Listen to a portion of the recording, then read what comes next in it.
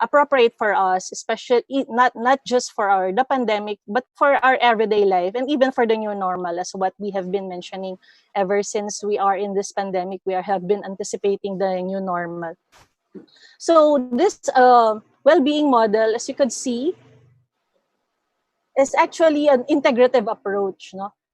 We would like to see the integrativeness, the interrelationship of the person, of the various groups that person is in, and the community and the larger society that the person is in. So these 3 layers, micro, meso, and macro levels, are very much interrelated. Whatever happens to the person very much affects his or her family or peers and the larger community that he or she belongs to. And even vice versa, the community and the groups affect very much the well-being of that person. And we also believe that the various aspects of life and living of a person is also very important. We, just like we have been mentioning a while ago, we just do not just focus on the physical aspect, life, also the relationships in terms of the social aspect and economic. A person is also the political aspect. We're not talking just about like the leaders, not just the leaders, but how decisions are made, just and how this affects focus on the physical aspect, life, also the relationships in terms of the social aspect, not just living focus on the person is also the political aspect. We're not talking just like the leaders, not just the leaders, but how decisions are made and how this affects focus on the physical aspect, life, also the relationships in terms of the social aspect, not just focus on. So given that, I would just like to share with you first, dun sa micro aspect, dun sa person. This is a 5-tip article which we published, or which we posted in our UPOU website, UP University website, where I was asked to give simple tips on how we could actually achieve mental health. So una, because our lives did not stop, although we were forced to pause a bit. Sa mga estudyante, ganun din. Sa mga teachers na katulad ko, sa mga nag-aaral, may mga kailangan tayong ma-accomplish. So what I mentioned here is we need to accomplish what we can, within the capacities and limits. We need to make assessment, identify ano ba yung kaya ko, ano yung pwedeng magawa. Na katulad ko sa mga nag-aaral, may mga kailangan tayong ma-accomplish. So what I mentioned here is we need to accomplish our high expectations of ourselves. Within the capacities and limits. Sa mga teachers din, ang mga frustrations and disappointments natin, identify ano ba yung kaya ko, ano yung pwedeng magawa. Na katulad ko sa mga nag-aaral, may mga kailangan tayong ma-accomplish. So what I mentioned here is we need to accomplish our high expectations of ourselves. Within the capacities sa mga teachers din, tapos lahat ng ang mga make assessment, identify ano ba yung kaya ko, ano yung pwedeng magawa. Katulad ko sa mga nag-aaral, may mga kailangan tayong ma-accomplish. So what I mentioned here is we need to accomplish our high expectations within the capacities sa mga teachers din, support ang mga make assessment, identify ano ba yung kaya ko, ano yung pwedeng magawa. Katulad ko sa mga nag-aaral, may mga kailangan tayong ma-accomplish. So what I mentioned here is we need to accomplish our high expectations within the capacities sa mga teachers din, support ang mga make assessment, identify ano ba yung kaya ko, ano yung pwedeng magawa. Katulad ko sa mga nag-aaral, may mga kailangan tayong ma-accomplish. So what I mentioned here is we need to accomplish our high expectations within the capacities sa mga teachers din, support ang mga make assessment, identify ano ba yung kaya ko, ano yung pwedeng magawa. Katulad ko sa mga nag-aaral, may mga kailangan tayong ma-accomplish. So what I mentioned here is we need to accomplish our high expectations within the capacities sa mga teachers din, support ang mga make assessment, identify ano ba yung kaya ko, ano yung pwedeng magawa. Katulad ko sa mga nag-aaral, may mga kailangan tayong ma-accomplish. So what I mentioned here is we need to accomplish our high expectations within the capacities sa mga support ang mga make assessment, identify ano ba yung kaya ko, ano yung pwedeng magawa. Katulad ko sa mga nag-aaral, may mga kailangan tayong ma-accomplish.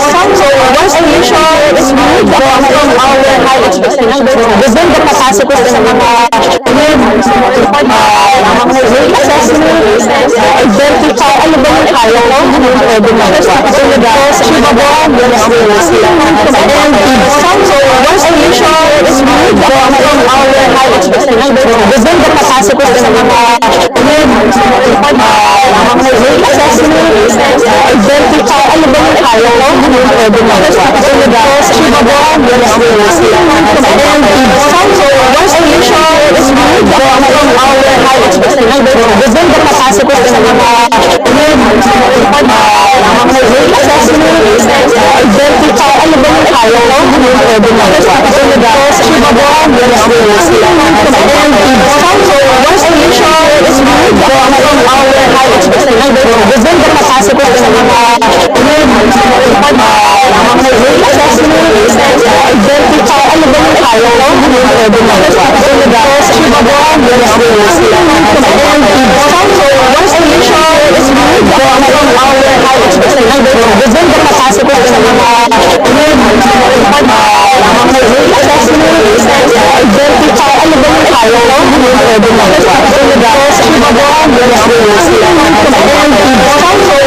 issue is good, our high expectation, then napapasok ko sa mga identify, ano ba yung kaya ko, ano yung pwede mo. Achievable, once the issue is good, our high expectation, then napapasok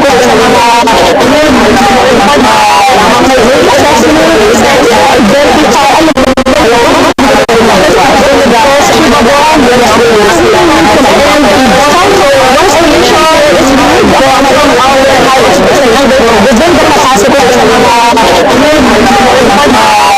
identify, ano ba yung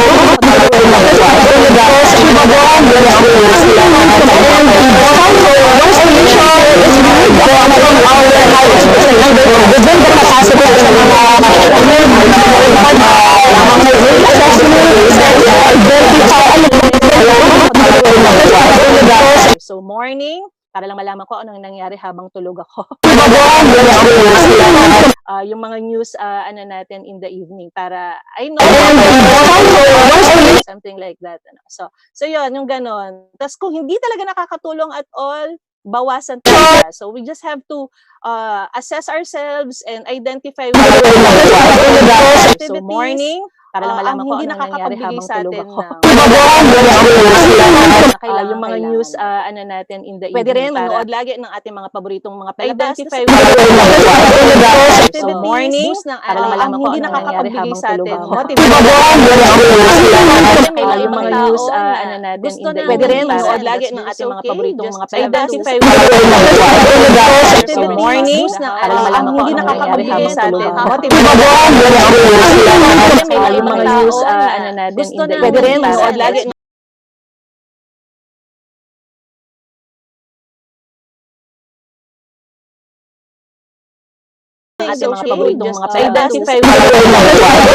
morning, para lang malaman ko anong nangyari habang tulog ako. Yung mga news ano natin in the pwede rin manood lagi ng ating mga paboritong mga identify so morning, para lang malaman ko anong nangyari habang tulog ako. Yung mga news ano natin in the pwede rin manood lagi ng ating mga paboritong mga identify so morning, para lang malaman ko anong nangyari habang tulog ako. Yung mga news ano natin in the pwede rin manood lagi ng ating mga paboritong mga identify so morning, para lang malaman ko anong nangyari habang tulog ako. Yung mga news ano natin in the pwede rin manood lagi ng ating mga paboritong mga identify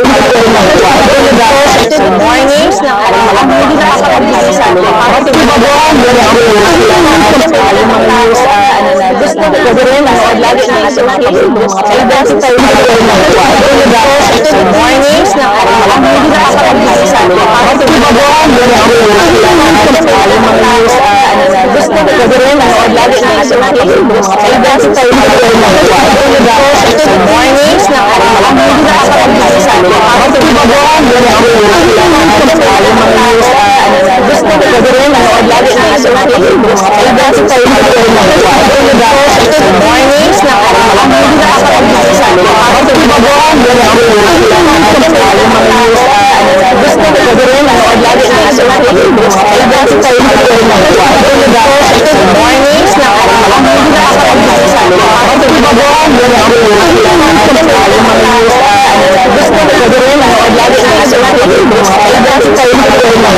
sigurado na merong pwedeng makausap tayo. Just in Good morning. we saw the need na. At na mas malakas tayo sa iba, mas malakas yung ating resilience kaysa sa iba, pwedeng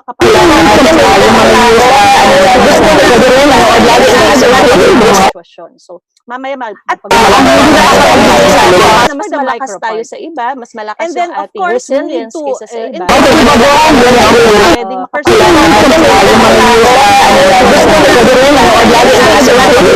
especially in the university. At mas malakas tayo sa iba, mas malakas yung ating resilience kaysa sa iba,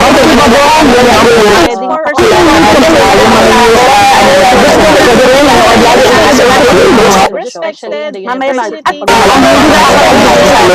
malakas tayo sa iba, mas malakas yung ating resilience kaysa sa iba,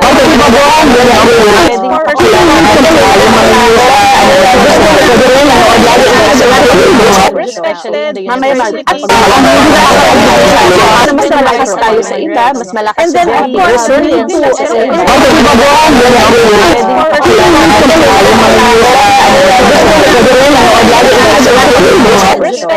mamaya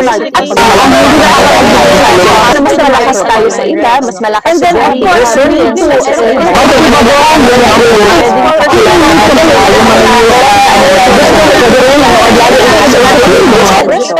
mamaya mas malakas tayo sa iba, mas malakas yung ating resilience kaysa sa iba,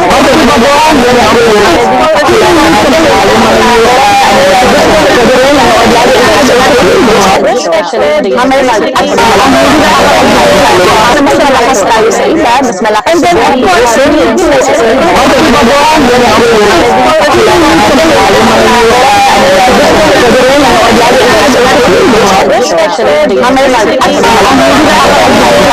mas malakas tayo sa iba, mas malakas yung ating resilience kaysa sa iba. Mga journals, we are not in the same boat, no? We are under the same storm. Mas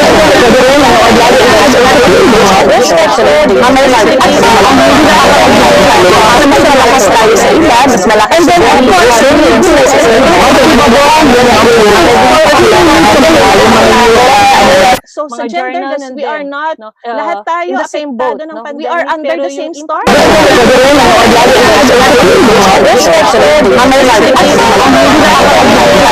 Mas malakas tayo sa iba, mas malakas yung ating resilience kaysa sa iba.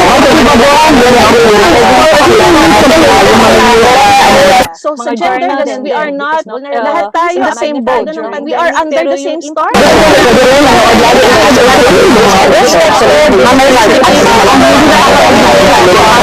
tayo sa iba, mas malakas yung ating resilience kaysa sa iba. So sa gender, we are not lahat tayo in the same boat, no? We are under the same storm.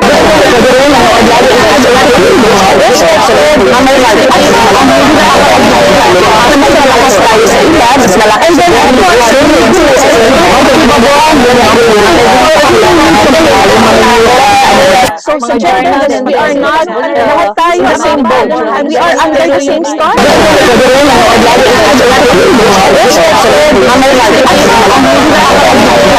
Mas malakas tayo sa iba, mas malakas yung ating resilience kaysa sa iba. So sa gender, we are not lahat tayo in the same boat, no? We are under the same storm.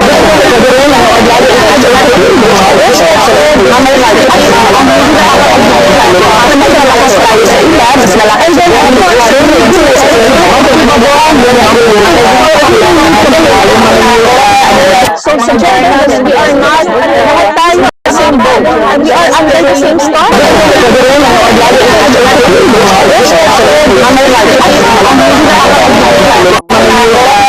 So sa gender, we are not lahat tayo in the same boat, no? We are under the same storm.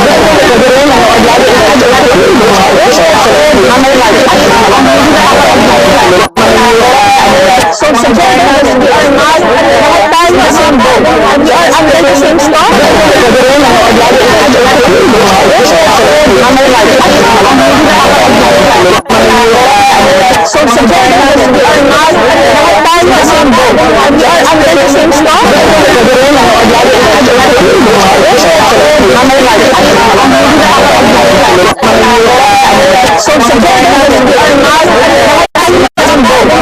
under the same stop.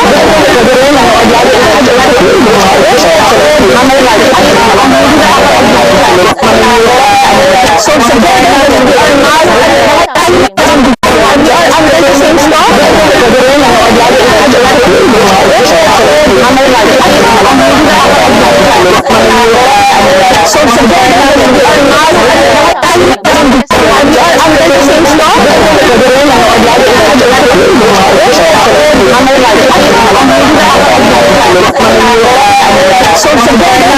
not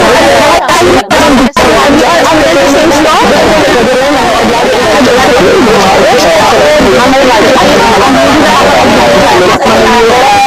So together we are not under the same stop.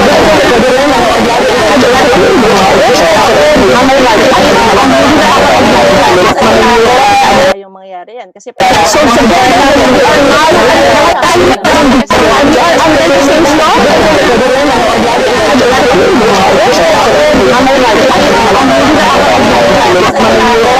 hirap lumakin, pero yun So together we are not under the same stop.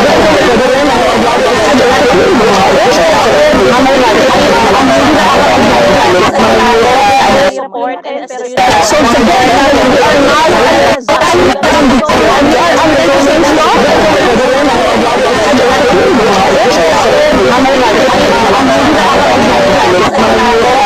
support and So together we are not under the same stop.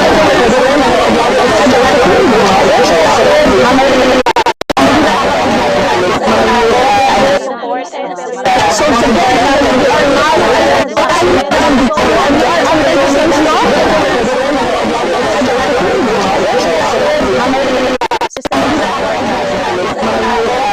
and then ito yung binabanggit ko. So together we are not under the same stop. Tapos, supposed to be yung online harassment din ngayon ay mas lumala. Ang dami ng mga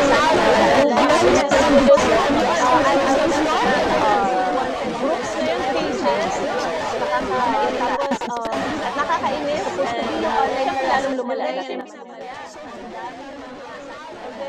Power struggle sa mga quarantine, meron din mga tayong naririnig na sex for pass, sex for quarantine pass na kapamalit para mapadaan. So these are the aggregating factors for our situations.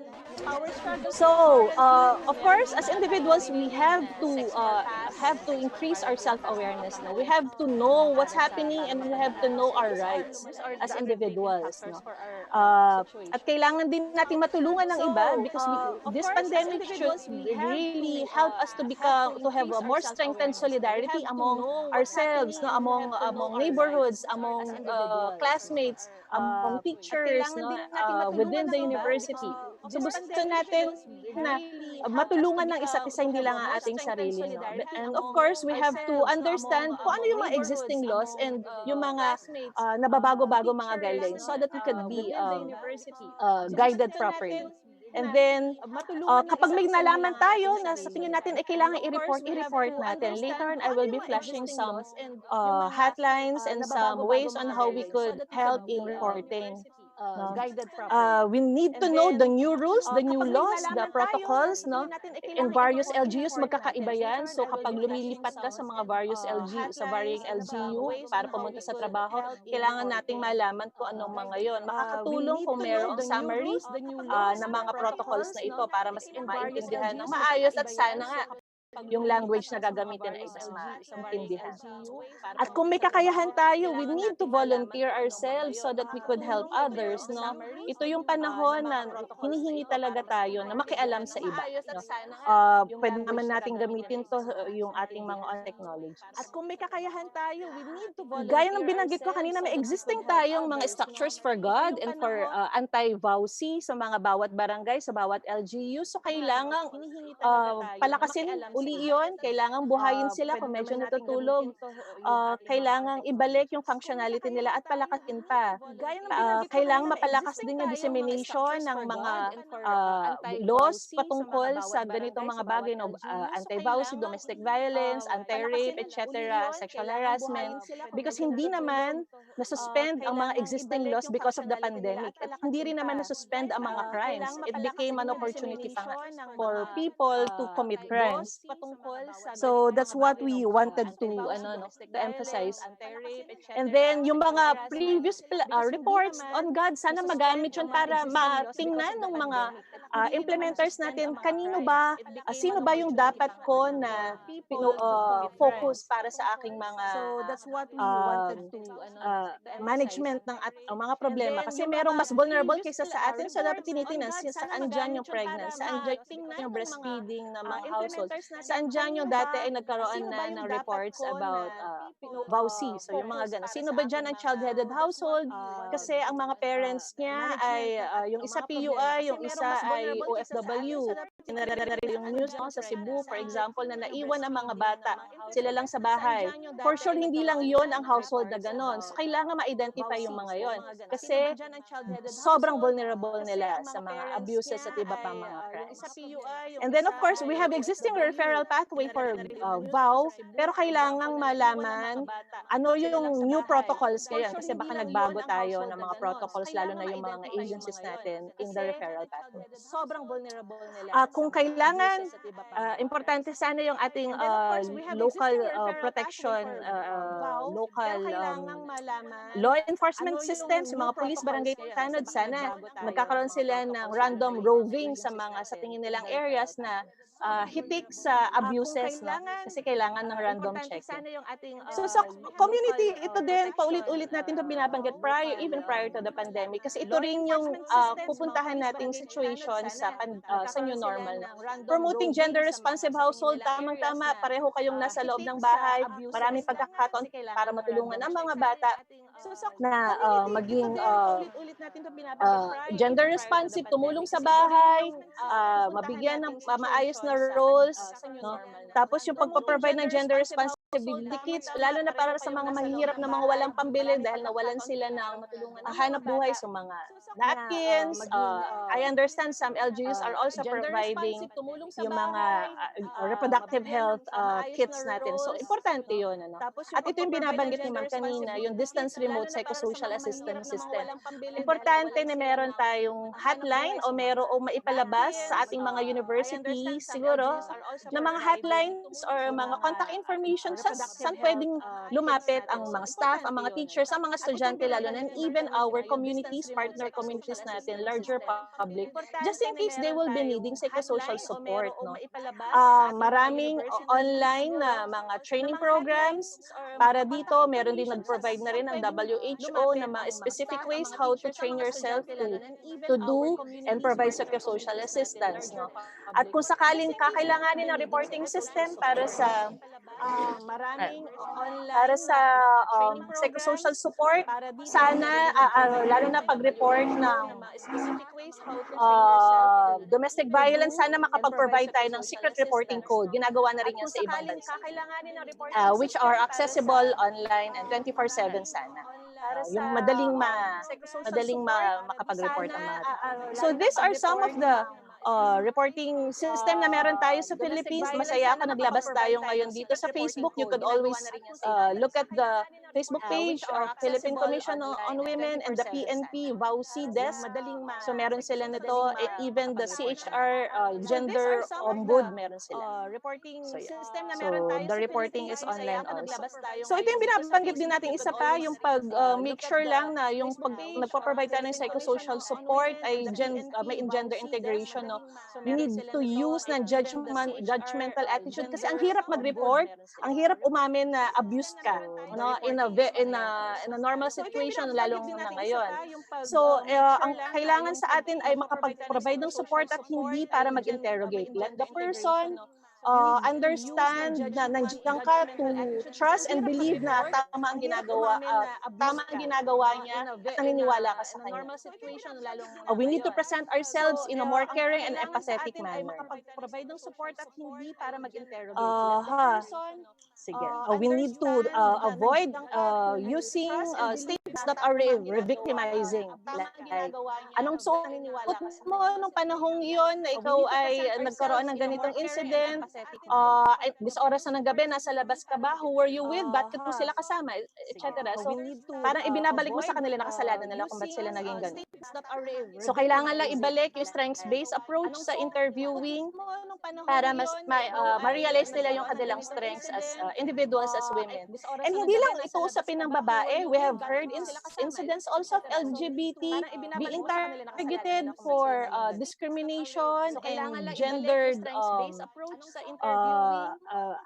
yung hindi pag-provide sa kanila ng services just because they are LGBT. So, hindi pwedeng ganon because all of us are affected, and even prior to the pandemic, marami na at matindi na ang discrimination against LGBT. No, I heard some na hindi sila kasama sa services kahit sila ang head ng household. Meron naman na iba yung trato sa kanila para sa sanction dahil they violated protocols, no, guidelines for social distancing, ginupitan ng buhok.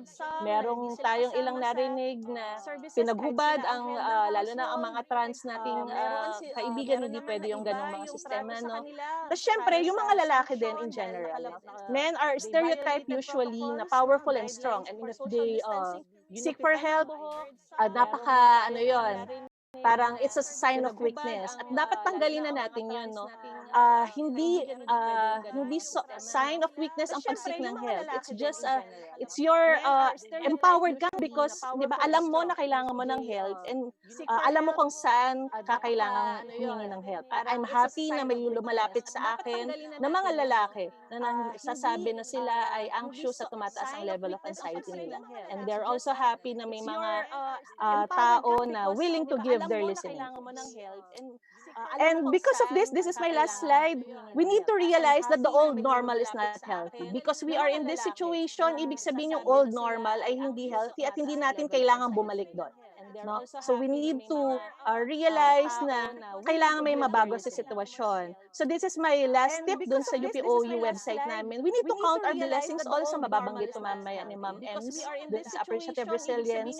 And the sun shines for a reason. And I may say that our everyday waking up is always a reason for us, and it's a call for us to be one with ourselves more, no? Para mas mapataas yung ating self-awareness and to be in solidarity with others also. We need to strengthen also our advocacies para may mabago sa mga sitwasyon natin. Ang hirap kasi na kung tayo lang yung mag-a-adjust dun sa situation, ang dami kasi nating pwedeng madraw na mga problema na not within ourselves pero sa environment. So kailangan magsama-sama sana yung mga mas nakaka-realize nito at ng mga pagbabago. And yun, pag-integrate ng human rights as inclusive in our work, in our governance, in our development work, because this will ensure well-being for all women, for all genders, for men and women, for everyone. That's it. Thank you so much for listening. And yun, pag-integrate ng human rights as inclusive in our work, in our governance, in our development work. Thank you so much, Professor Thailand, for giving us pointers on how to take care of our psychosocial self.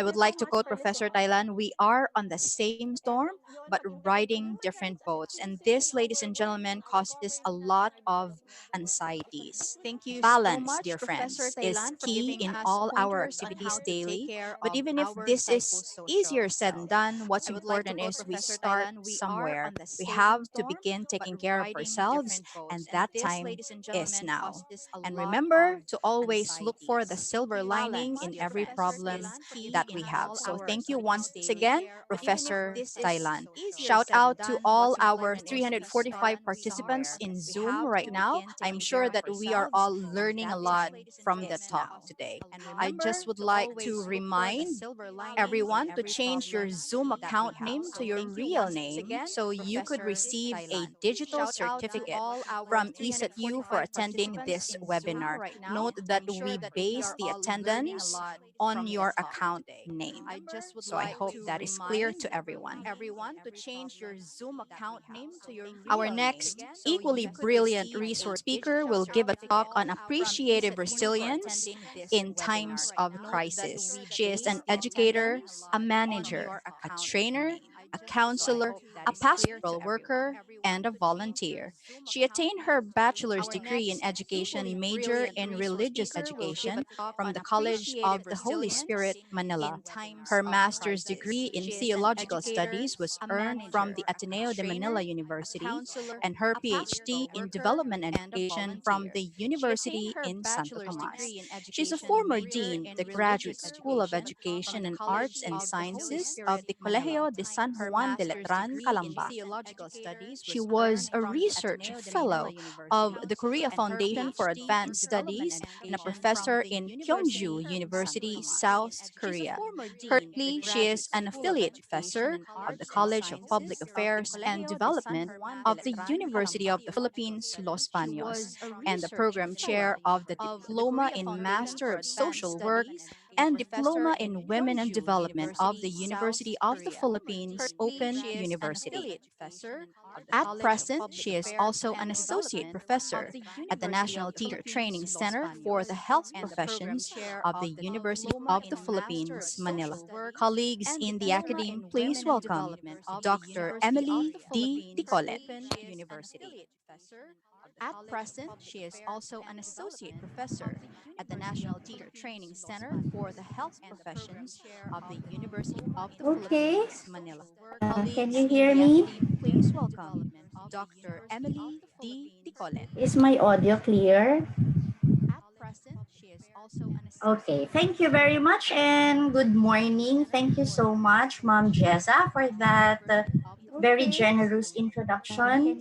So I'm happy that I am meeting all of you virtually today, and thank you so much for the invitation coming from ISAT-U. And good morning. Thank you so much, Ma'am Jessa. Let me just share my generous introduction screen. So I'm happy that I am meeting all of you virtually today, and thank you so much for the invitation coming from ISAT-U. And good morning. Thank you so much, Ma'am I'm sorry. Jessa, Let me just share my generous introduction screen. So I'm happy that I am meeting all of you virtually today, and thank you so much for the invitation coming Okay. from Can you see my screen now?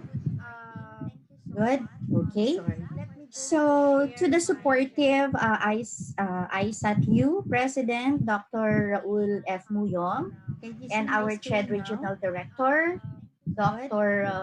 Maura Consolacion Cristobal, the administration, faculty, and staff of ISAT-U, and I heard that we also have guests now from the different colleges and universities. To my fellow speaker, Professor Fina Taylan, no, isa pong maganda, ano pa, mapagpalaya at virus-free na umaga sa inyong lahat. Okay? So I hope that we are all healthy and free from the virus. And I know, as mentioned by our previous speakers, now we are going through difficult times now. So I hope that this topic will be able to help us as we face the challenges brought by COVID-19 and be able to prepare you, the administrators, the faculty, and all the staff of all these colleges and universities represented in this webinar. To prepare ourselves in facing or what they call embracing the new normal. So my topic is appreciative resilience in times of crisis. And we know for a fact that we go through, all of us go through different crises in our life. It's just that these crises come in different phases. Di ba sabi, iba-ibang mukha ng crisis sa buhay natin. It can be marital crisis, especially during this pandemic. Now, have you heard na parang tumataas yata yung cases ng ating domestic violence. Imagine, during the ECQ, 24 hours a day, 7 days a week, magkasama yung mag-asawa. Sometimes, it causes a lot of conflict. What else? Aside from marital crisis, crisis sa relationship ng siblings, friends, co-workers, crisis brought about by calamities such as earthquakes, how do you call this, volcanic eruption, typhoons, and all that. But ladies and gentlemen, this morning, allow me to focus my discussion on the global crisis that we are going through right now, which is that of the COVID-19. And as you noticed in my title, it's appreciative resilience. But basically, appreciative resilience is grounded from what we call appreciative inquiry. I'm sure some of you have heard about AI. Hindi po siya yung artificial intelligence, but appreciative inquiry. Some of you have heard of that. Or maybe some of you, this is your first time, to hear about AI.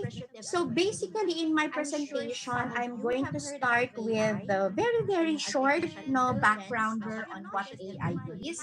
And then later on, I will be proceeding to appreciative resilience. Now, I really commend the effort done by our university president of coming up with this webinar.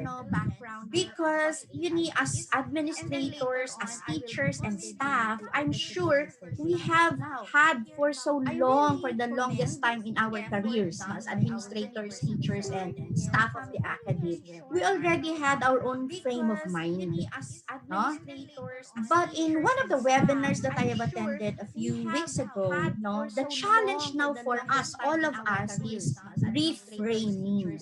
Meaning, kung ano yung nakasanayan natin, ano yung paniniwala natin, ito na yung panahon na kailangan tayo mag-reframe.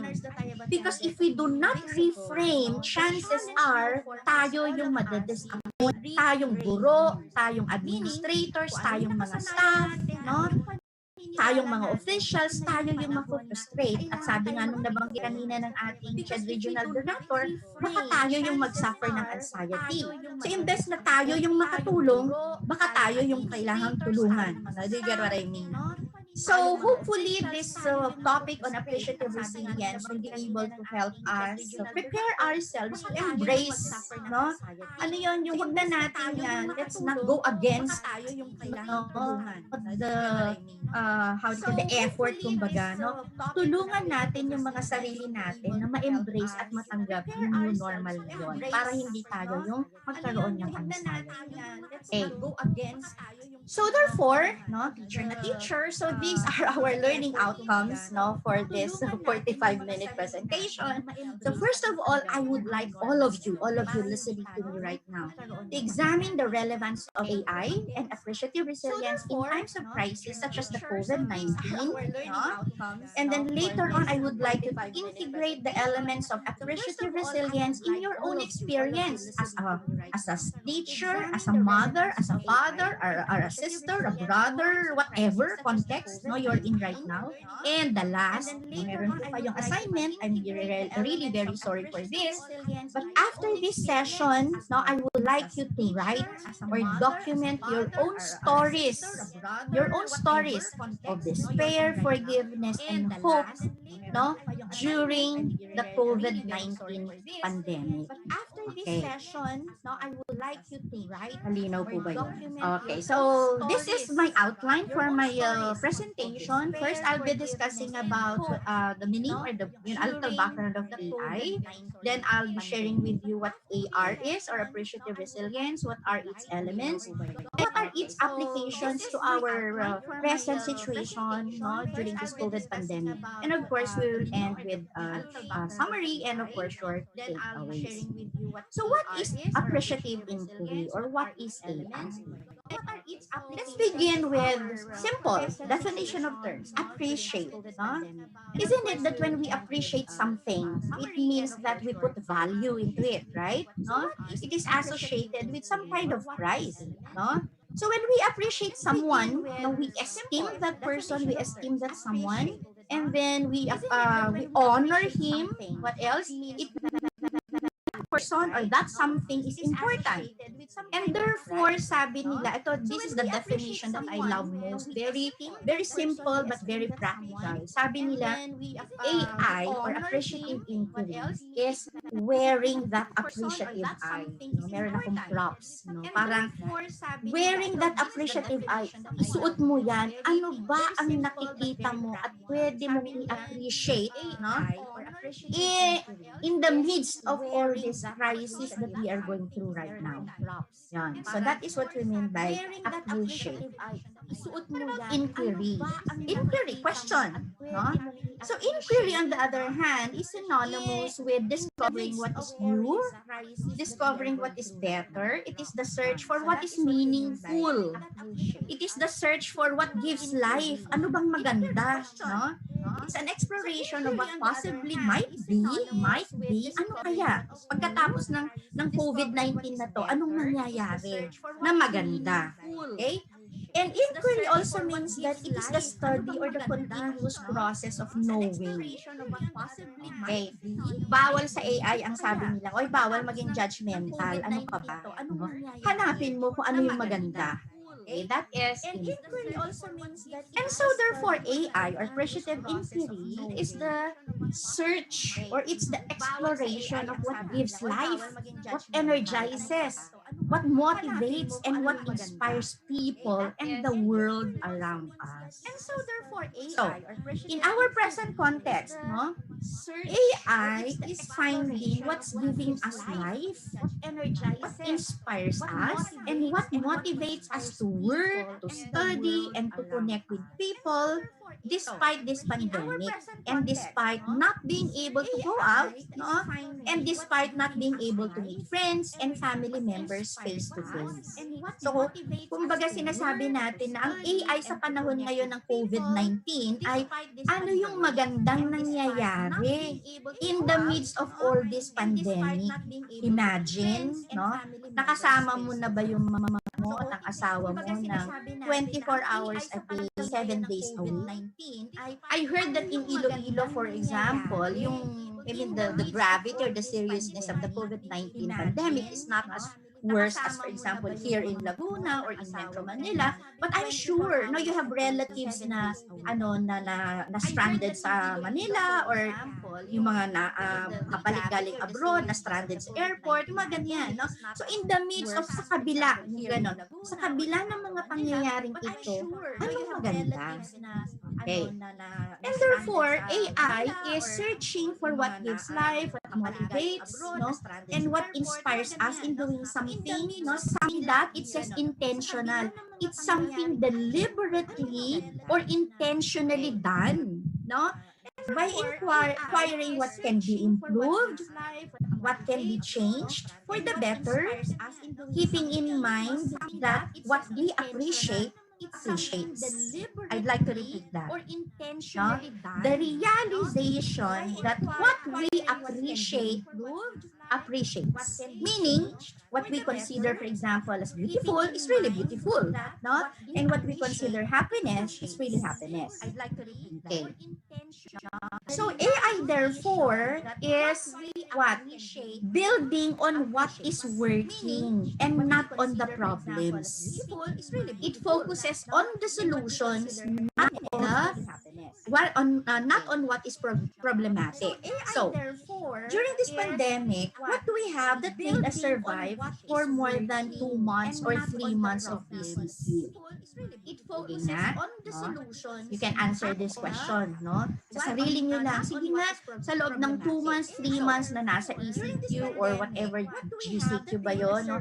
Ano yung magandang nangyari? Na-realize mo ba na, ay, ang babait pala ng mga anak ko? Ay, ang marunong naman palang magluto ang asawa ko?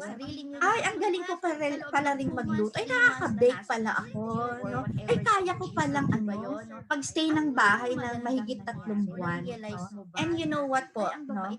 That was one of my realizations. Ako po, ang tawag nila sa akin ay Kuratsa, ang babaeng walang pahinga.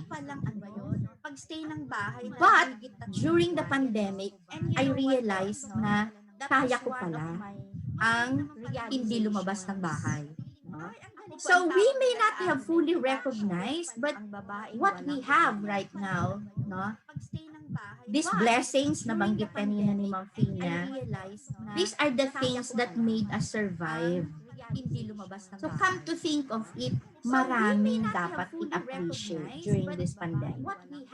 Now, of course, AI or appreciative inquiry is not my own, no, but it is developed by David Cooper Ryder in the 80s. No? He believed that in every piece of art, there is beauty. AI or appreciative inquiry. Do you agree with that?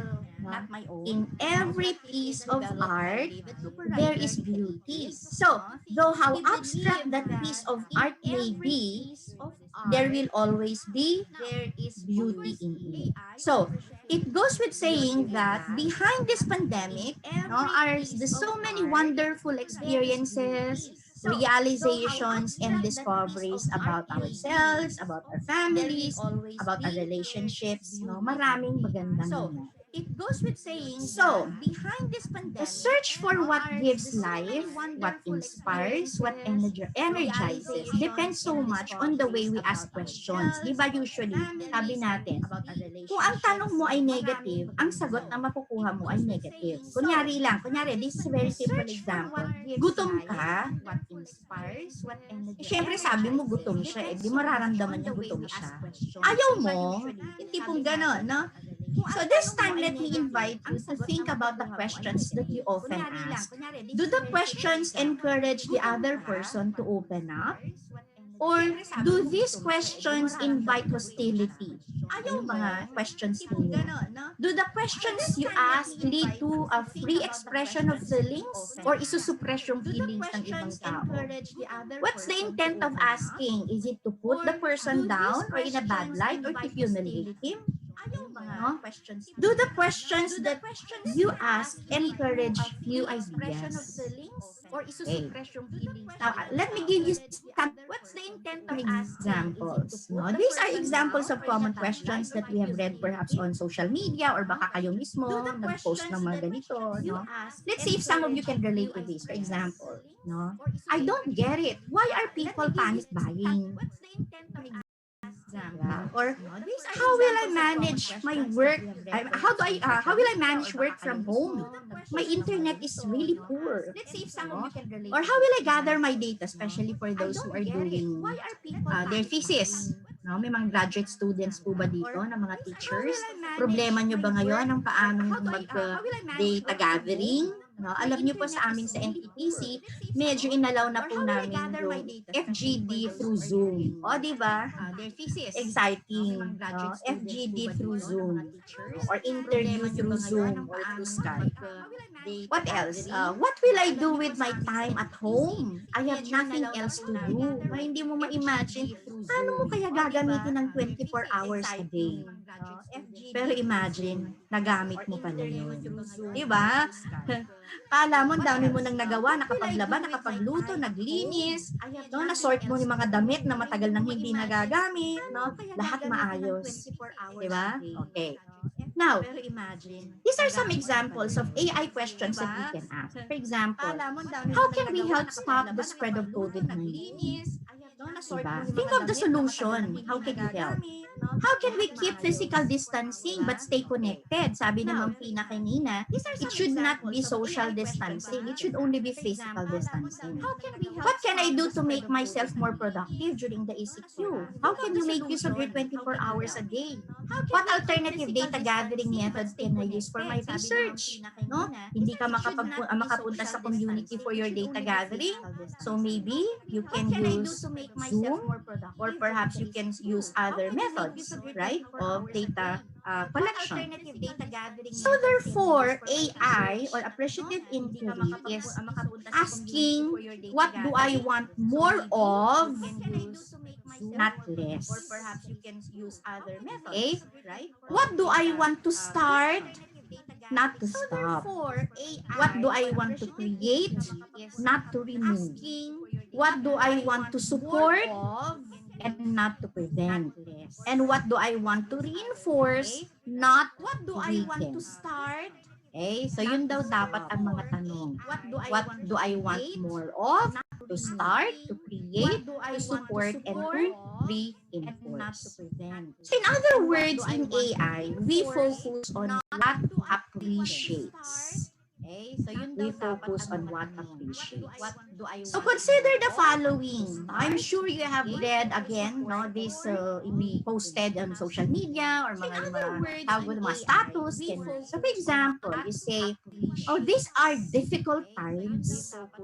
Why can't we not say, for example, these are opportune times instead of saying difficult times?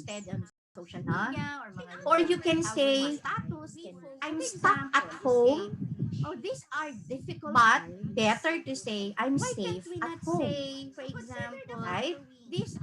Or instead of saying maintain social distancing, you can say just maintain physical distancing. I'm stuck at home.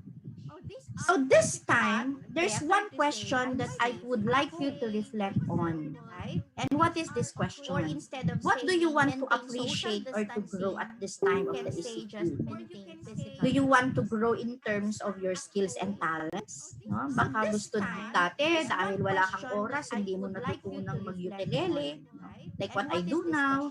Baka this time, pwede ka nang mag-ukulele or baking or whatever. No? Maybe during this time of the ECQ, you would like to improve on to grow in terms of your relationships with your siblings, with your colleagues. What else? To strengthen your connections with people. Or perhaps you want to have more quiet time, no? Or more prayer time. Okay? So I would like you to reflect on this question, no? After this presentation. I'd like to share with you a quote, no, from Fred Rogers, an American television personality. He's also a musician, a puppeteer, a writer, a producer, and as a Presbyterian minister. He says, when I was a boy and I would see scary things in the news, my mother would say to me, look at the helper, look for the helpers. You will always find people who are helping. Do you agree with this quote? Diba? Dami nang dumating na bagyo, nag-Yolanda na, nag-earthquake, nag-taal and all. No?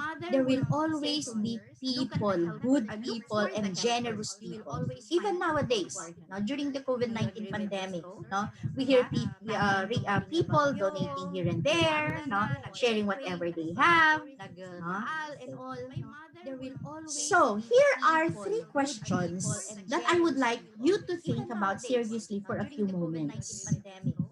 First is, what was the best thing that ever happened to you during the ECQ? By the way, no, let me invite you, no, to take a screenshot, no, of this slide because seryoso ako, no. Gusto kong pag-isipan ninyo itong mga tanong na ito pagkatapos ng lecture. So, what was the best thing that ever happened to you during the time of the ECQ?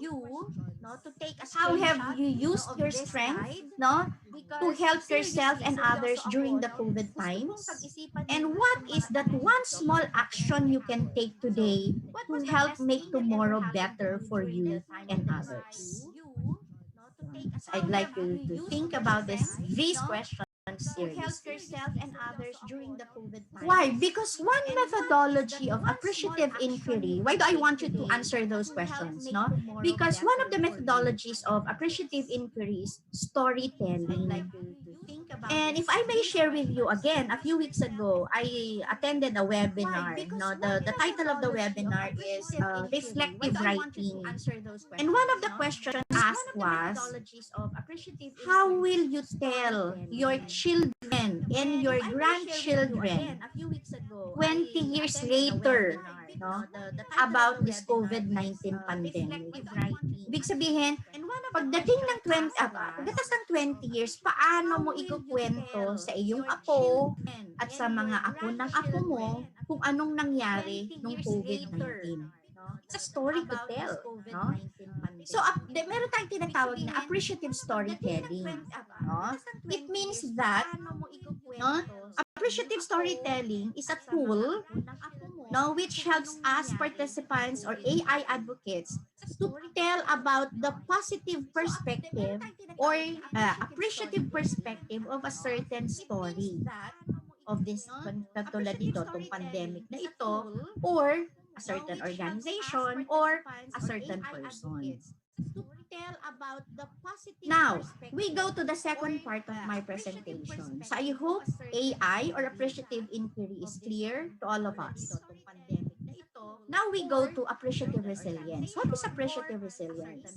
Now, Joanne MacArthur Blair and Jeannie Cockle, the authors of the book Building Resilience with Appreciative Inquiry, A Leadership Journey Through Hope, Despair, and Forgiveness, gives us a clear explanation of what appreciative resilience is. Okay. You see on the slide, meron tayong picture of kawayan, bamboo. Because I believe that bamboo is a perfect imagery of resilience. During the storm, we see bamboos falling or uprooted, but they remain to stand firm and gradually they root themselves again. So alam niyo, sabi nila, we Filipinos are very resilient people. Imagine in 1 year, ang dami nating typhoons, right? From A to Z and then back to A to Z. But look at us, may earthquakes pa at kung ano-ano pa. Buhay pa rin tayo. So resilience, therefore, is the ability to sustain or persevere in the most complex situations and life experiences. Yung resilience is kaya nating tumayo tulad ng kawayan, muli pagkatapos ng isang katulad nito. Appreciative resilience is that which assists people in developing their own understanding and personal call to resilience by using AI principles and practices. Therefore, appreciative resilience is which sustains us, that which supports us, which endures and nurtures us, as hope blooms or as hope flourishes, as despair visits or as despair lingers, and as forgiveness open our hearts or softens our hearts. So again, I repeat, appreciative resilience is that which sustains us, as hope blooms, as despair visits, and as forgiveness opens our hearts. So what you can see on your screen is the appreciative resilience model. This model helps people build resilience by using appreciative inquiry, you notice, to reflect on and explore the states of hope, despair, and forgiveness.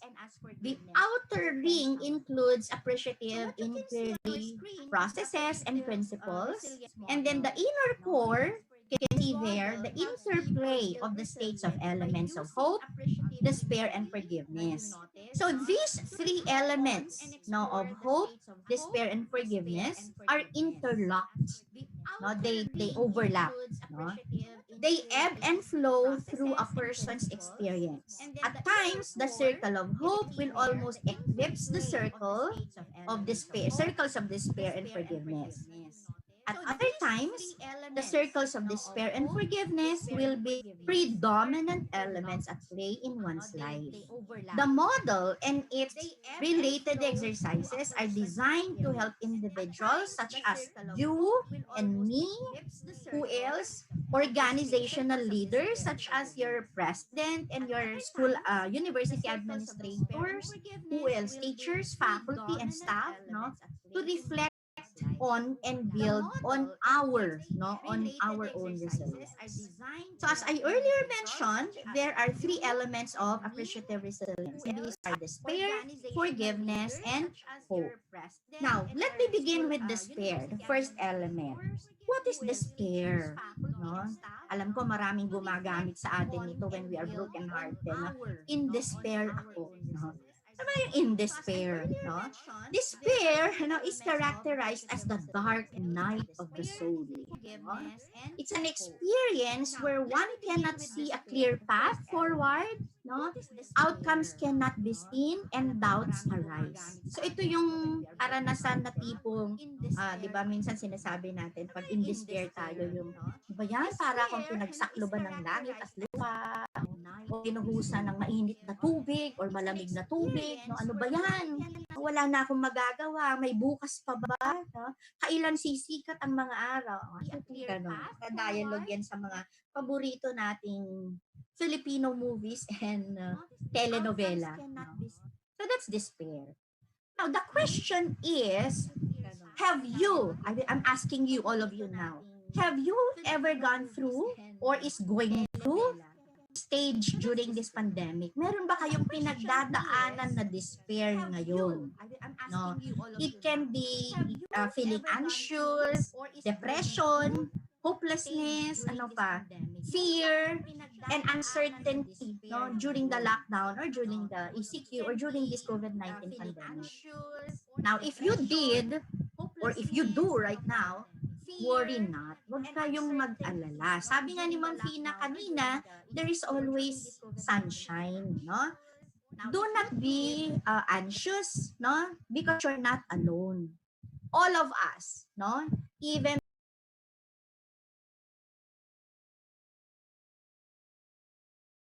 the strongest people on earth, I'm sure, have felt despair. So don't feel bad, don't feel guilty. Now, very briefly, no, let me share with you an experience of despair. No? Alam niyo po, itong appreciative resilience na ito ay talagang buhay na buhay sa Pilipinas. No? Let me just share with you very briefly. March 18, no, during we started, I and my 3 children started with the quarantine because apparently yung office mate ko ng isang anak ko ay may direct exposure with a relative na frontliner na nag-positive and unfortunately namatay kasi doktor yung tito niya. So immediately when we heard that news, sabi namin, kailangan na nating mag-quarantine. No? So nag-quarantine kami. That was March 18. And then March 14, yung anak ko po na nasa Germany kasi doon siya nag-aaral, no? Sabi niya, Mama, meron akong sore throat. And imagine, nakakapraning yun, no?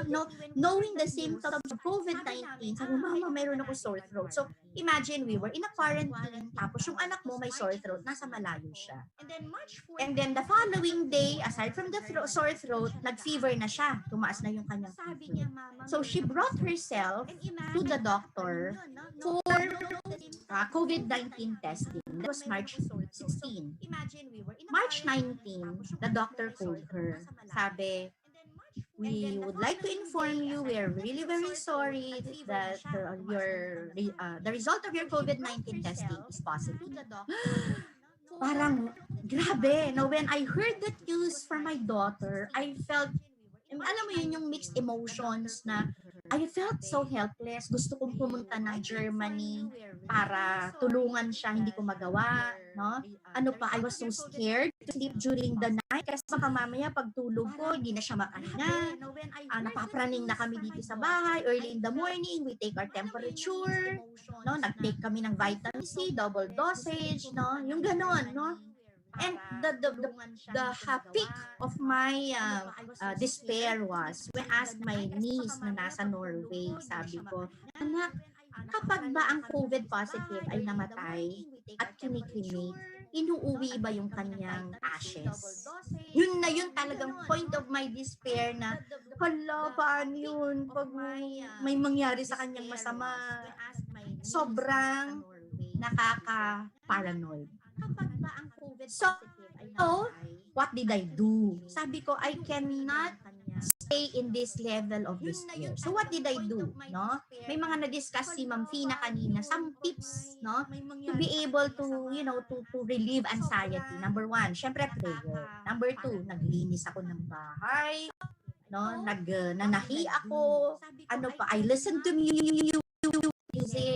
Sabi ni Ma'am Fina kanina, watch your favorite TV shows or videos or movies. Yan. First time kong nag-Netflix, natapos ko yung Crash Landing on You. I connected with my friends. Ano pa? I did a lot of breathing exercises. And the last thing is, I avoided negative news online. Yun.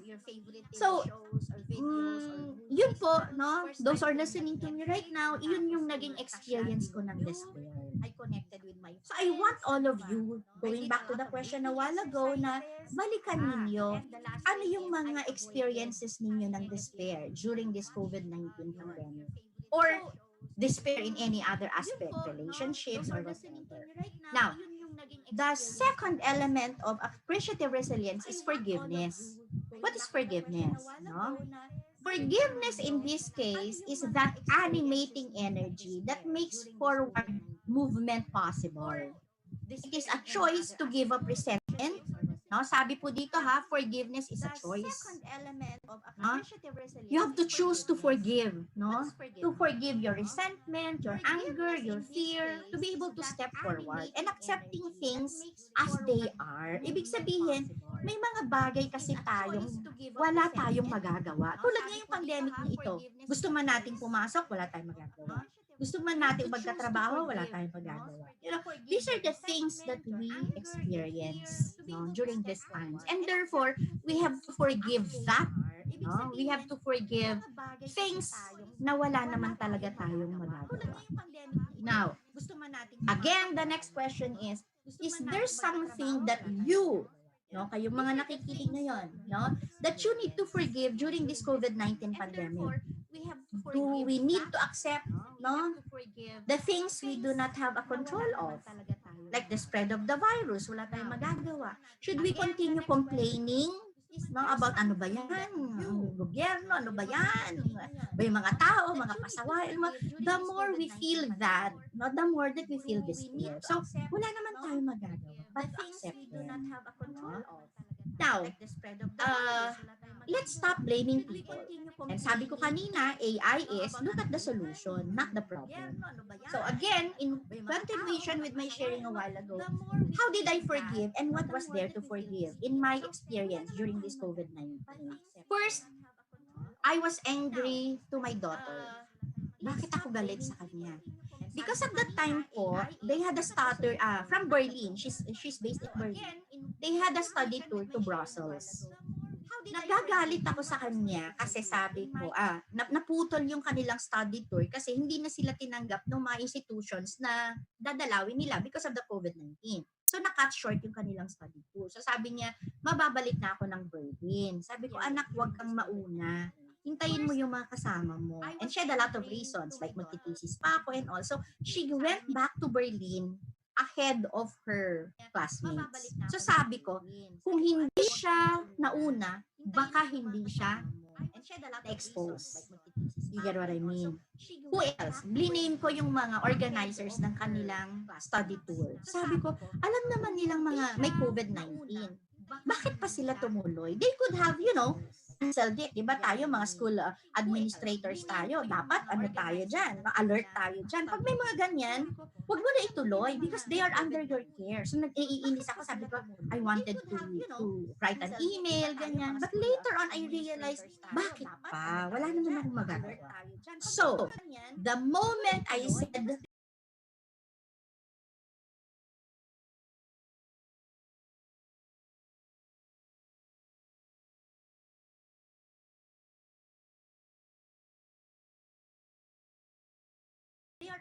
I will let go of this feeling of anger, resentment, ganyan.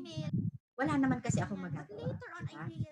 That moment, I realized na ang sarap pala ng feeling na mawala na yung mawala na yung galit, mawala na yung peace. Okay. So that's how I experienced forgiveness during time of the pandemic. Now, let's go to the third. This is the last. Malapit na po akong matapos. The third element of appreciative resilience is hope. What is hope? So, after despair, after forgiveness, comes hope. Hope, sabi dito, is when you believe that the future will open a lot of possibilities. It's the time when you finally realize what is meaning. Ano bang meron ka ngayon kaya nakaka-cope ka? Saan ba yung source of hope mo?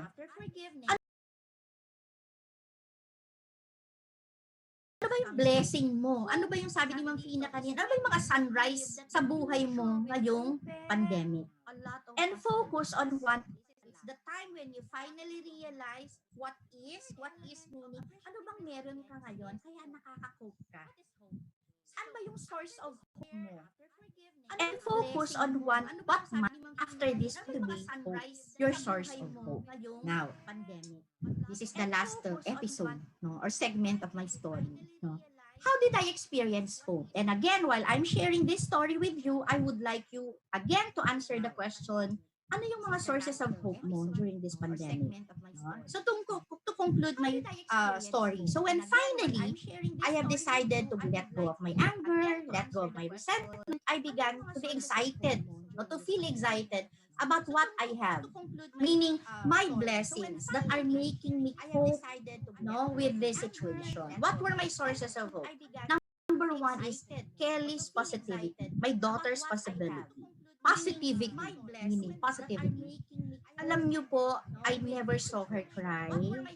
She never complained. Na every time na ako yung tatawag sa kanya, nasasabihin ko, anak, paano ka na, ganyan-ganyan. Sasabihin niya, ma, don't worry, I'm okay. Huwag kang mag-alala, kaya ko to. You know what? That positivity. And then, of course, my family was there. Imagine, ako at yung tatlong anak ko naka-quarantine. Sila, lahat provided yung pagkain namin, nilalagay sa katimuan namin, lahat ng kailangan namin. No? I was so blessed with my family. Friends, no?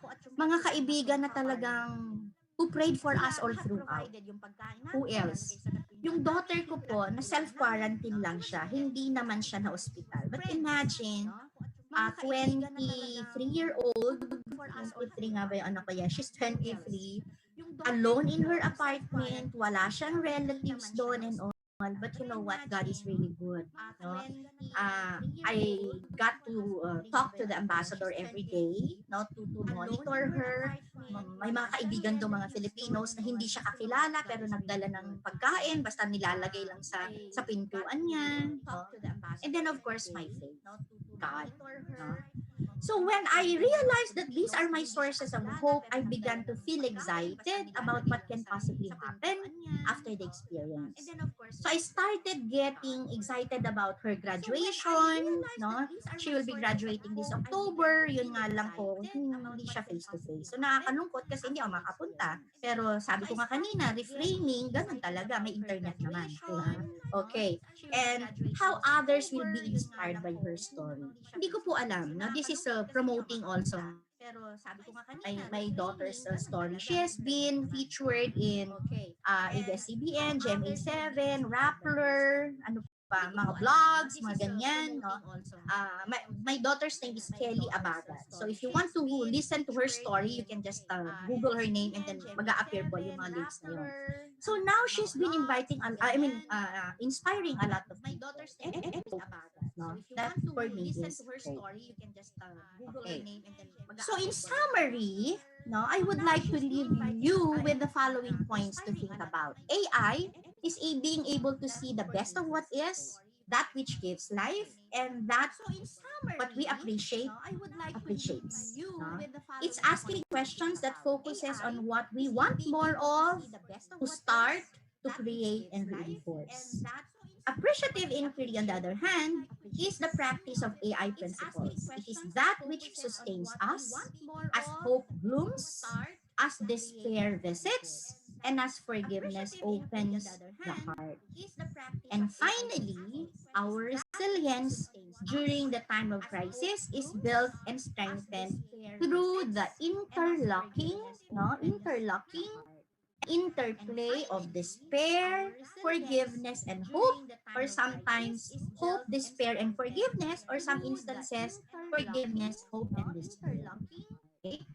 So, my dear friends who are listening to me right now, for your takeaways, now please feel free to message me or email me. I'd really love to hear from you because I want to document our appreciative resilience and AI stories during the COVID-19 pandemic. So that 20 years from now, we have a story to tell, no, sa ating mga apo at sa apo ng ating mga apo. Okay. So before we end, let me invite you to put your hand over your heart like this, no? To put your hand over your heart. So before we take a deep breath, inhale, exhale, relax, giving anxieties and uncertainties, despair and unforgiveness more space to move through you. Repeat these phrases after me. Okay? Repeat these phrases after me. May I be kind to myself in this moment. May I accept this moment exactly as it is. May I accept myself exactly as I am in this moment.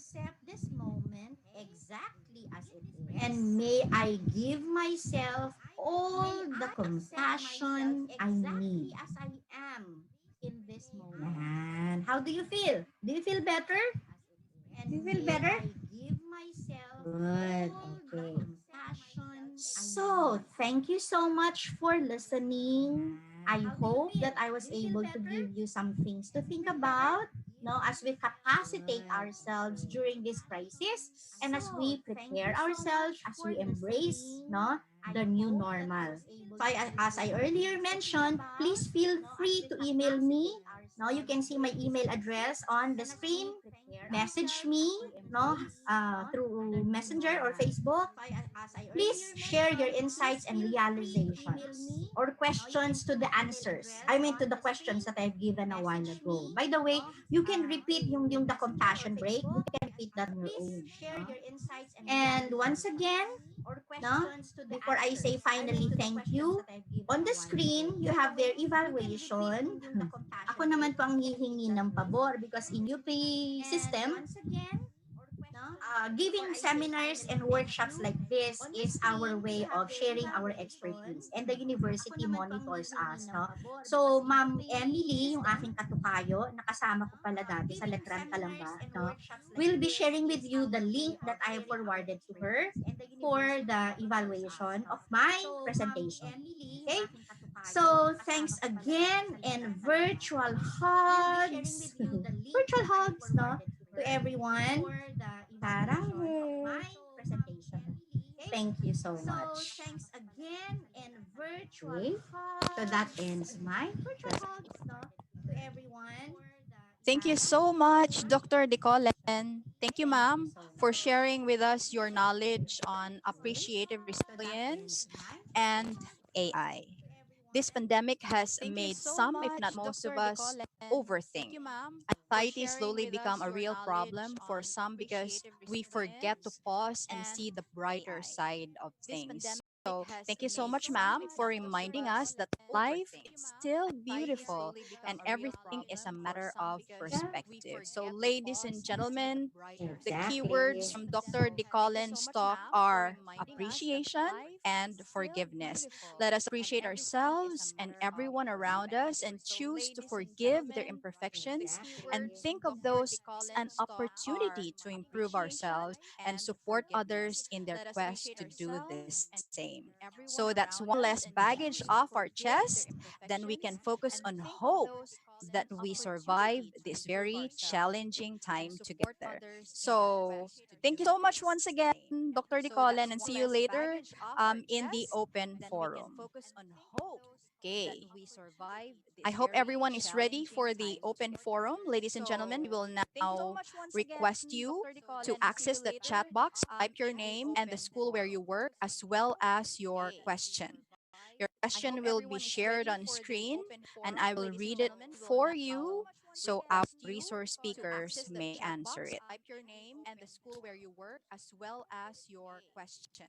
Your question will be shared on screen, and I will read it for you so our resource speakers may answer it. Type your name and the school where you work, as well as your question. Your question will be shared on screen, and I will read it Are there questions? We have a lot of gratitude messages here in the chat box. Is there anything that you would like to be clarified with? Are there questions? Wala po ba? Clear? We have a lot clear sa hat. Gratitude messages here. Are you sure? We are giving everyone 1 minute more. Is there anything that you would like? We are waiting for your answers. We have here from Mom Margie Clear. From Mom Maria Elena. Are you sure? Thank you so much to our first We are giving speakers. everyone All for the good of everyone attending this 1 minute webinar. more. Have a great day. We are waiting for your answers.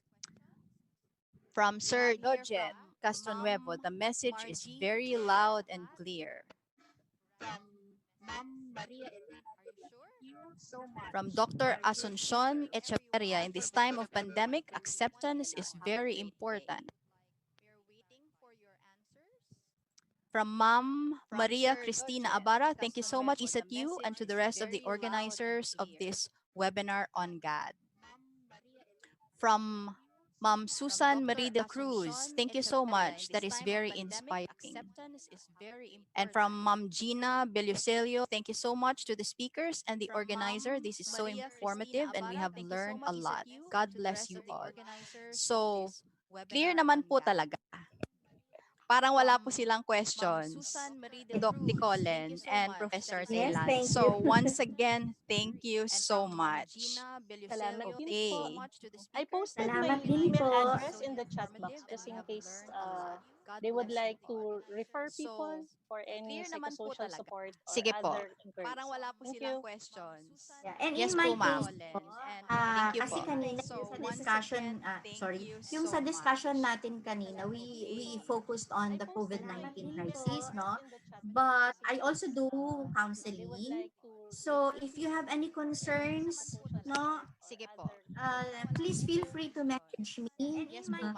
Kahit ano, because I also give retreats pala, no? So any issue, pwedeng personal, family, or whatever, no? Wag lang financial. So you can message me anytime. I'll be more than willing to guide you through and to journey with you. Okay. Thank you so much. Once again, thank you so much, Dr. Colin and Professor Taylan. We were able to post a link in the chat room, so you could copy that. Anytime. I'll be more than willing to Is guide there a you question? through and to journey with you. Let us check. Okay. Thank you so much. Once again, thank you so much, Dr. Colin and Professor Taylan. We were able to post a link in the chat room, so you could copy that. I think there's a question here for the students, ma'am. There's a question For FINA. from Ma'am Maria Cristina Abara. For the students, ma'am, do you have a webinar on psychosocial, on the psychosocial self? Well, I think that is for, if you are asking Iloilo Science and Technology University, then I think that question could be answered by our university president. Most probably there will be future plans, but he can answer that for sure. That is for, if you are asking Iloilo Science and Technology University, then I think that question Thank could you be for this answered by our question. university president. ISATQ is, of course, is Most planning more probably there activities like will this. be We have been future doing plans, webinars but and he requiring can our answer faculty that to for attend sure. webinars. So we are still have a lot of plans. Ma'am Emily and myself have been talking of what more can we do and share to our fellow educators amidst this pandemic. So rest assured that this is just the first at the start of our series of webinars. If we are doing something for the faculty and staff, we have to do also something for our students, who is very much affected by this pandemic. Rest assured that we will be sharing whatever resources and expertise we have in the university. This is the time for us to share. This is the time for us to to give what we have to our fellow educators. We will be posting later or someday our series of webinars to be conducted at the university. Thank you. Thank you so much, Dr. Raul F. Muyong, for the clarification. We have here one post from Ma'am Julieta Infante. She said, "We are able to discover our very own potentials, which we don't mind. God has been so good to us to look back and to be more responsive." And from Ma'am Rowena Isidro from La Paz, Isatyo La Paz. Thank you very much, Isatyo and God Office, for this informative webinar. Any more questions or clarifications? From Ma'am Olive Joy Abing. Ma'am, most of the abuses now occurred at home. Students usually approach the teachers during these cases, but during the pandemic, they have no one to turn to. Do CHED and DepEd have any initiatives on the mental health of the students? From Ma'am Olive Joy Abing. Ma'am, most of the abuses now occurred at home. Students usually approach the teachers during these cases, but during the pandemic, they have no one to turn to. Do CHED and DepEd have any initiatives on the mental health of the students? From Ma'am Olive Joy Abing. Ma'am, most of Yeah, the I abuses don't know now occurred to at whom the home. question is Students usually directed. approach the teachers But during these anyway, cases, mm-mm. but during the I pandemic, think they have no the one to various turn to. institutions where the Do students are CHED coming and from or DepEd are have enrolled any can initiatives actually on the mental provide health of the students? social support system for the students, especially universities and even the basic education institutions have guidance counselors with them. Tapos in terms of gender naman, may mga GAD structures tayo for each government institution, even the CHED, even SUCs, even DepEd schools. So I don't think there should be no problem with that. Ang kailangan lang usually kasi may reporting system tayo, may pwede silang tawagan, hotline. And then just in case the school will not be able to address talaga and manage on their own yung kanilang concerns, they could always make referrals. May mga organizations tayo, volunteer, free, na pag-o-offer ng mga services for psychosocial and even VAUSI cases, child abuse cases. The PNP has been very accommodating and responsive to requests for reports. No? They even get reports from their Facebook pages. So we can just look into the Facebook pages of PNP or for yung sa gender related, yung gender ombud natin, meron din sila on CHR, meron silang online reporting system.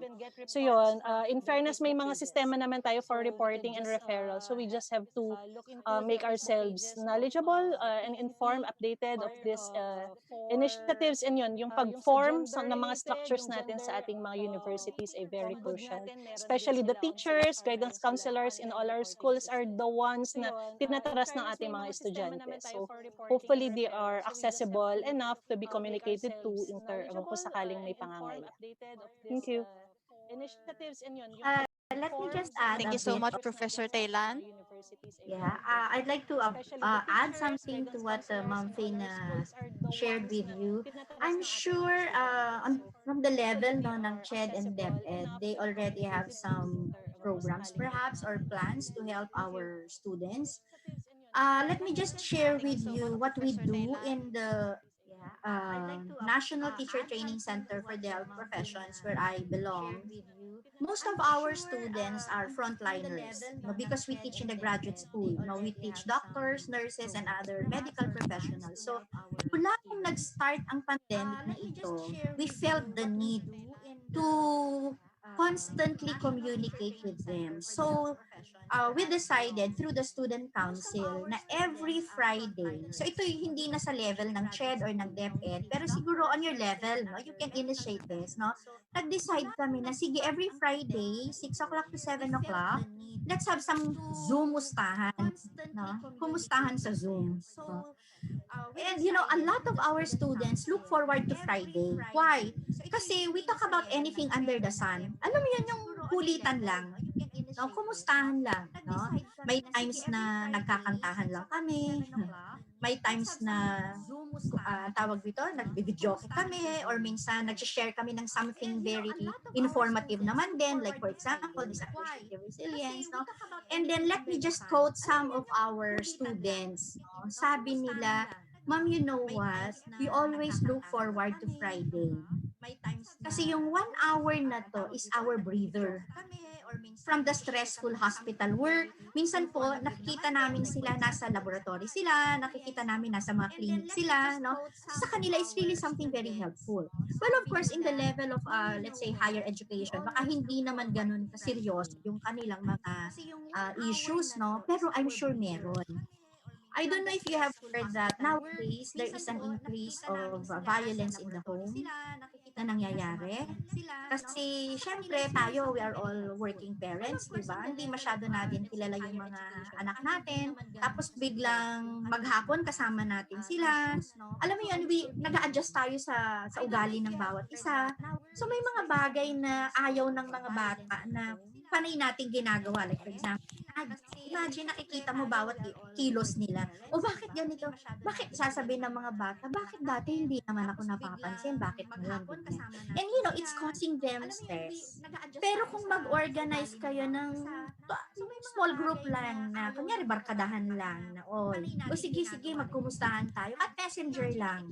Kumustahin nyo sila. Ask them how they are. Paano sila nakaka-cope sa sitwasyon na yun? Sa level lang ninyo. So, let's go to the smallest level. So, ito ay sa college ninyo or sa department ninyo, you can do that. On your own personal level, minsan may mga estudyante talaga mag-i-express, Ma'am, kailangan ko na kausap. Spend time with them. Kung si teacher nakaka-spend ng time face-to-face noong regular pa ang classes natin, why can't we do that now? Of course, sabi ni Ma'am Fina kanina, lalo tayong sa mga kababaihan, ay triple effort talaga. Kasi nagluluto ka na, nagwe-webinar ka pa, may meeting ka pa, may counseling ka pa. Lahat yun. Kaya nga, let's capacitate ourselves. No? Yon. So let's not wait for CHED or for DepEd or even for the president to start it on your level. You can do it. Yun lang po. No? Siguro naman with this AR thing and the input that Ma'am Fina give, medyo kakayanin niya. Basta meron kayo internet. Yun. Okay? Thank you. Or for DepEd or even for the president to start it on your level. You can do it. Yun lang po. Siguro naman with this AR thing and there are other questions po, medyo kakayanin niya. Basta meron kayo internet.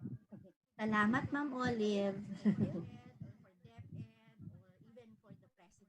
How can we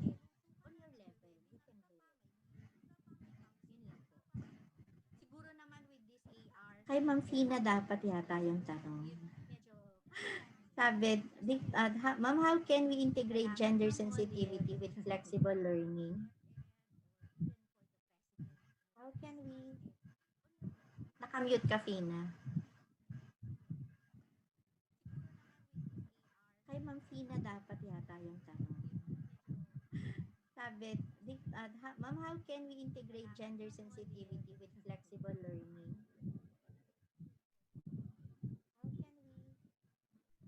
Nakamute ka, Fina. Can you hear? Host, please unmute me.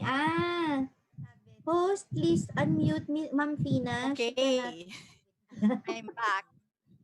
Naman po kami. We're back. Okay. Thank you so much, Dr. Colin, for that sharing with us in Regency. That's that wonderful initiative. So you have given us an idea on how to somehow gather our students even if we don't see each other physically. So, you know, Facebook, Zoom, Google Meet can also be a meeting place so that we can somehow hear whatever problems they have and somehow reach out to them. So thank you so much for that. Okay, let's check if we have other questions. Yeah, there's a question about integration of gender sensitivity with flexible learning. A meeting place so that we okay. So would you like to answer that po, ma'am? Sige, Ma'am sige. Taylan. I'm with UP Open University. No, we are the campus in UP which provides open distance e-learning in the whole system since 1995. So when we say flexible learning, it just means the combination of various learning methods. It can be online, distance, print-based, mobile phone, can be the use of TV and radio, anything with the use of technology that should be flexible, meaning that should be responsive to the needs of students and even teachers and even the institution. So when we talk about flexible learning or online distance learning, we usually talk about, for sure, you have been attending seminars na yung ating mga kasama sa higher education. And even the basic education, may mga pillars ito and elements. So very important ang student support, institutional support, quality assurance, and yung use of technology. No?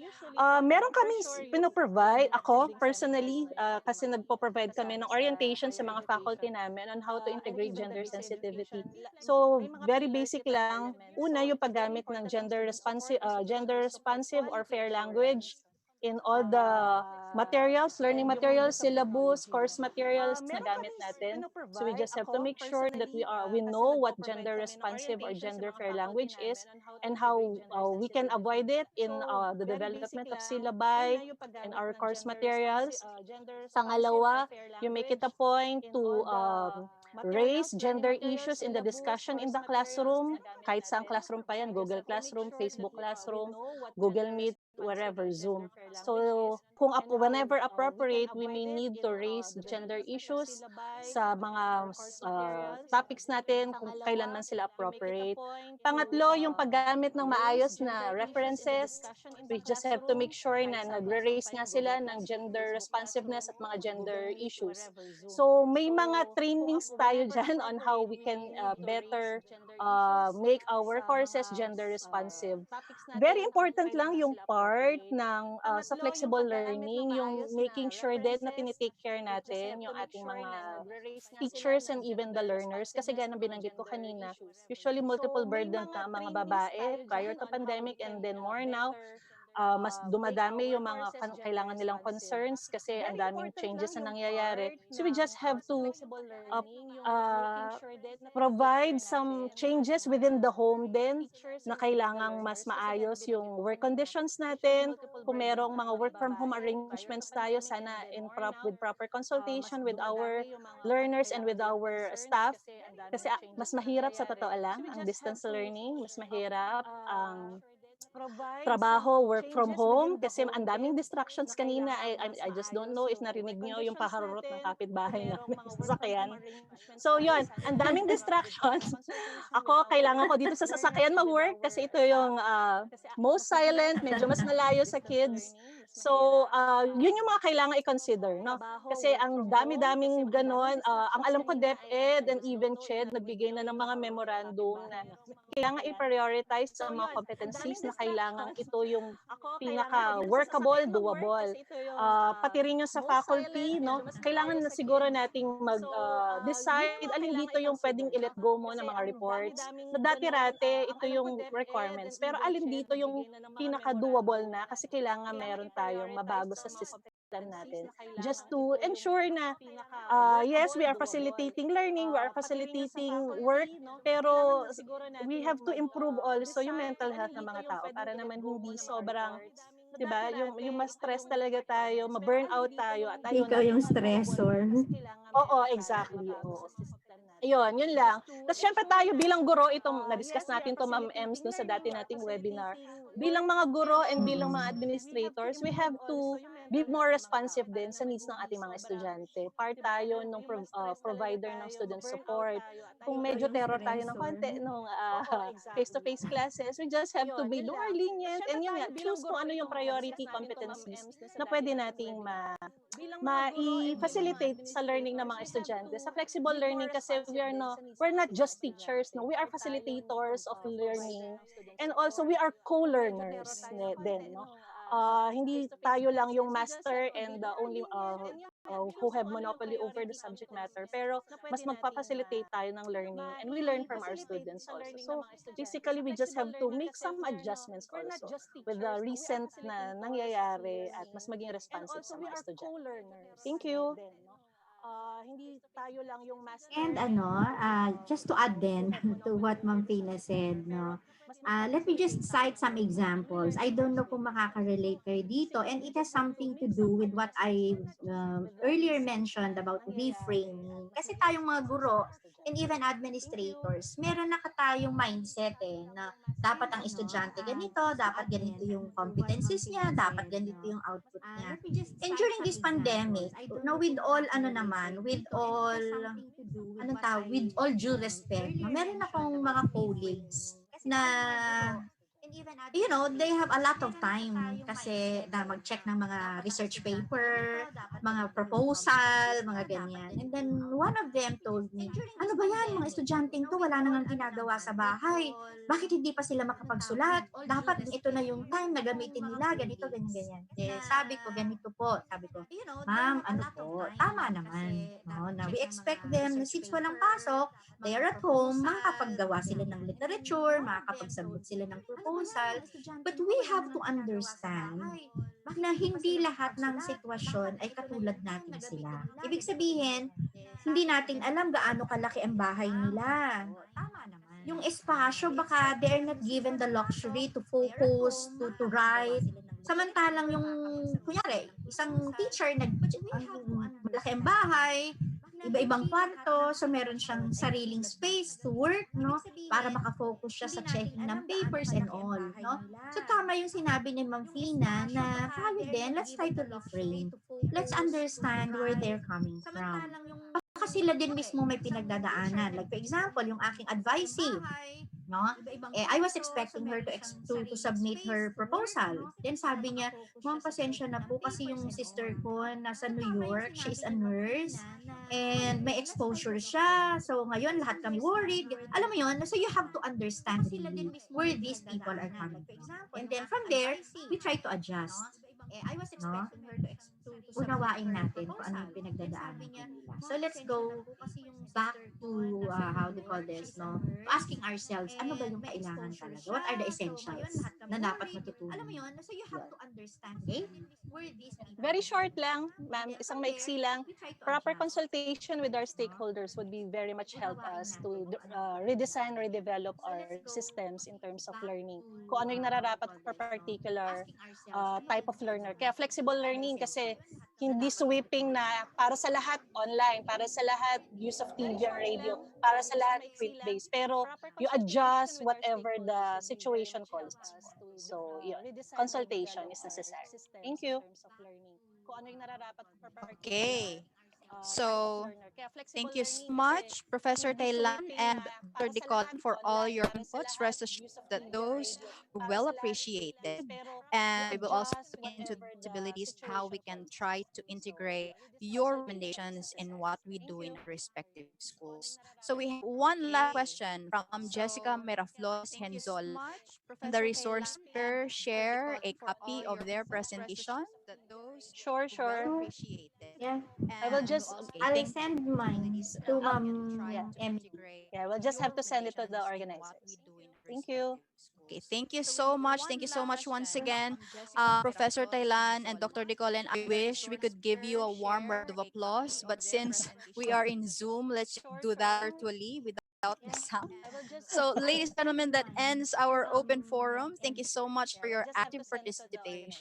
I hope a lot of your questions have been clarified. Before the closing remarks, though, let me just remind everyone to type their name and school where you're affiliated to in chat room for your attendance so we may send you a digital certificate.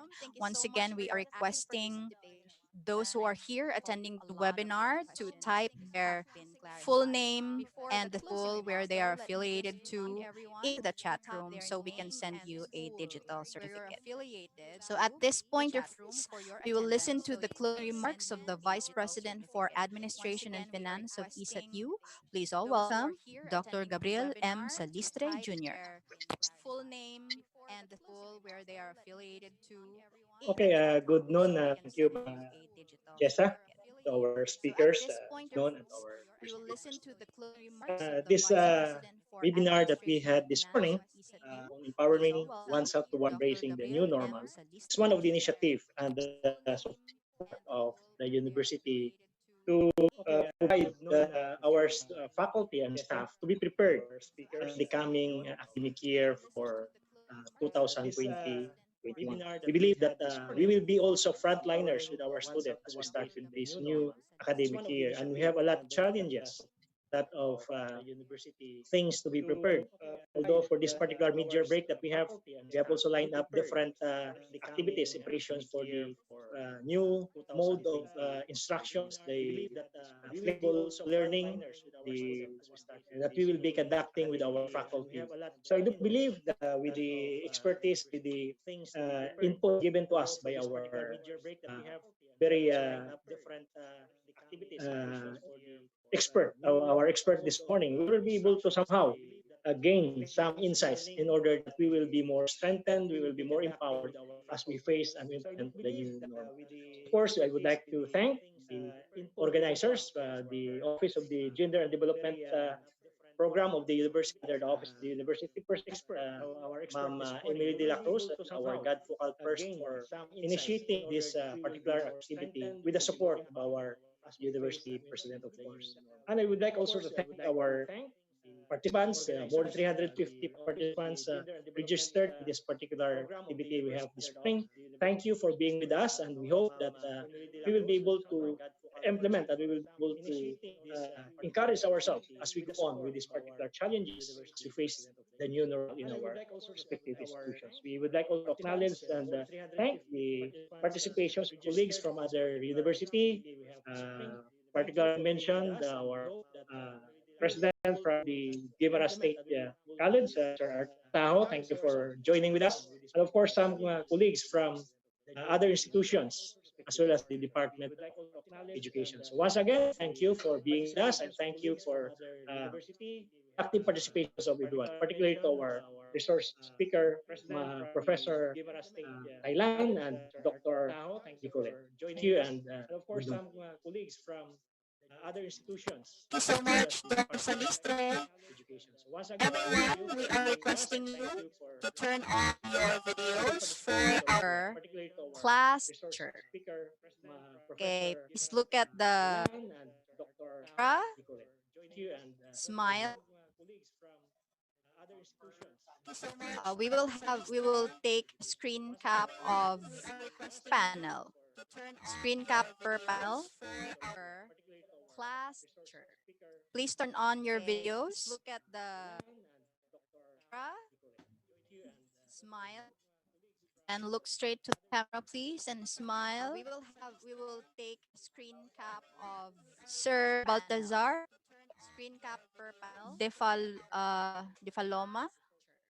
Please turn on your video. Look at the camera, smile.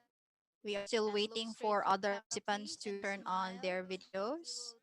Screen cap of Sir Baltazar. Screen cap per panel. Defaloma. Please turn on audio.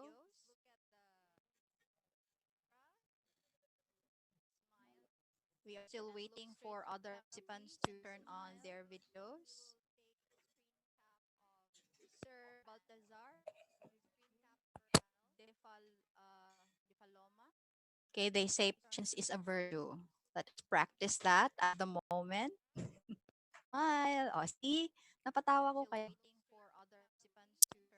Yun yung sabi ni Dr. Decoen. Appreciate. Stay positive.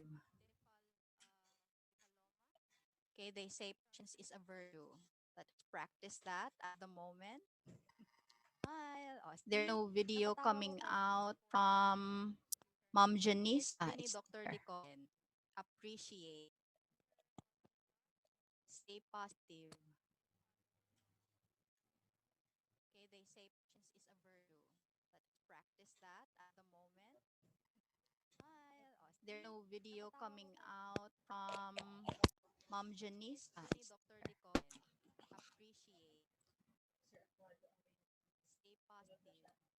Mom Zelda, no video.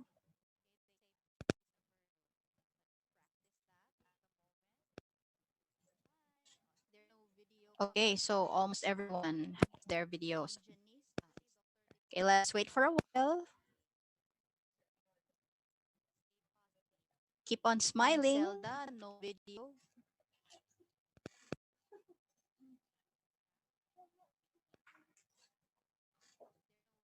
Okay, so almost everyone have their videos. Okay, let's wait for a while. Okay. So thank you very much for smiling for us, everyone. Once again, I would like to thank Dr. Raul M. Muyong and Dr. Maura Consolacion, Dr. Gabriel M. Salistre, Professor Emily De La Cruz for taking the lead in making this endeavor possible. Likewise, we are grateful to Professor Pinaflor F. Tayan and Dr. Emily D. Dicolen for your passion and commitment in sharing your knowledge and expertise with us, the academic community. May you be blessed by the Lord Almighty for your dedication to your work. Thank you, everyone, for making this webinar possible. Let us take care of ourselves physically and mentally.